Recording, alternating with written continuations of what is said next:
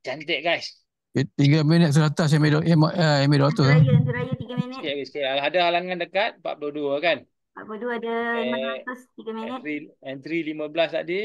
So sekarang floating 15 detik. Nice. Wih, dia masuk awal lagi 15 eh. Bau. Kata bau. Saya ambil 16.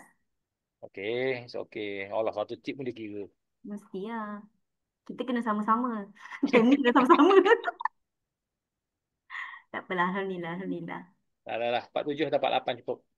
47, 48. Okey. Lebih rezeki orang. KN Yang penting tu KN. Entry. Kita Betul. fokus on entry. Lebih penting. Betul. Setuju. Sebab ramai orang tak boleh entry. TP senang. Kejar harga kalau nasib baik, Tahniah Harapan. Jangan ajar. Tahniah siapa yang TP 47. Tahniah. 47 dah kena dah. Dapat apa ni? Tak, bukan masalah ajar. Tahniah Harapan. Tak payah ajar. Memang orang semua minat. Bagi tempat entry takut nak masuk. Kan? Bila harga dah jalan, dia kejar harga. Bila benda retrace, dia kena stop loss. Begitulah nasib silap. Begitulah. Kan? Bila tak ada Begitulah nasib disiplin, silap. bila tak ada SOP. Begitulah.